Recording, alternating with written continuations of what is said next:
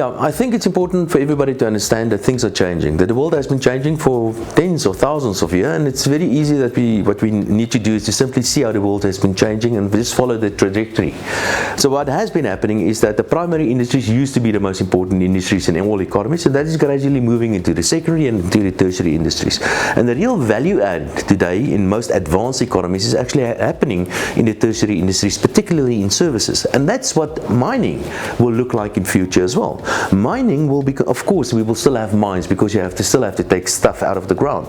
But the real value add will happen in labs, will happen in universities, and in future people that are very, very highly skilled will work in mines, and they will provide services to the mining industry. And they will have certain special skills, they will run computers, they will run robots, and they will be less unionized. So it is simply inevitable. Worldwide, the primary industries are becoming less important, the service industry is becoming more important. Worldwide, the membership of trade unions are falling, and this will continue. And in the future, we will have a highly sophisticated, technologically advanced mining industry without trade unions. There's much that trade unions can do to improve the sector, and I think trade unions, first of all, just realize what is going on, and I think trade unions must understand that if they really want to contribute to the future of their members, they have to make sure that their members will be relevant in future.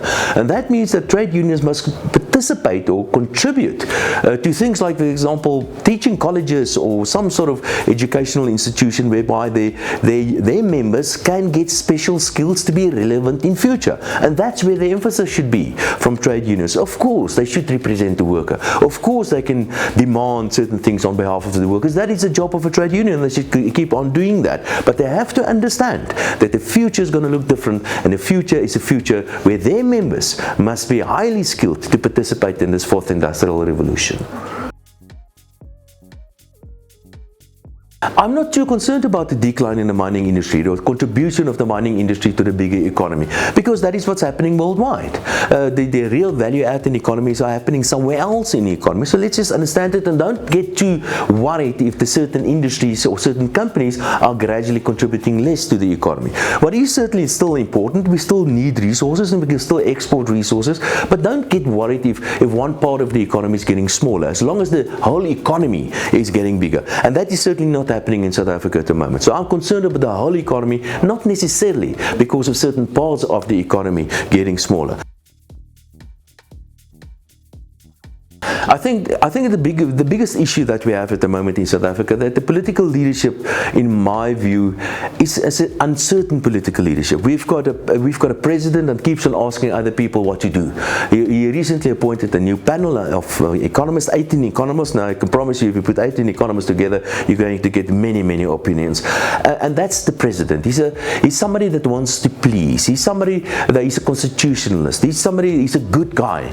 And given the place where we are in South Africa, given the fact that we are so deep in trouble, what we need now is something more like Tito Mboweni. Tito Mboweni is putting a plan on the table. He says, I'm the leader, I will take you forward, these are the problems, it's going to be tough to implement that, and the president is not doing that. And unfortunately, the good guys, like for example Tito Mboweni, is getting sidelined as well. His plan will be washed and has been washed. It will not be implemented in the end anyway, because nobody wants to confront anybody else, and that is the biggest issue in South Africa. We need strong political leadership that we are all prepared to follow, despite the hardships that is likely to happen or to realize when we make the necessary adjustments to the economy.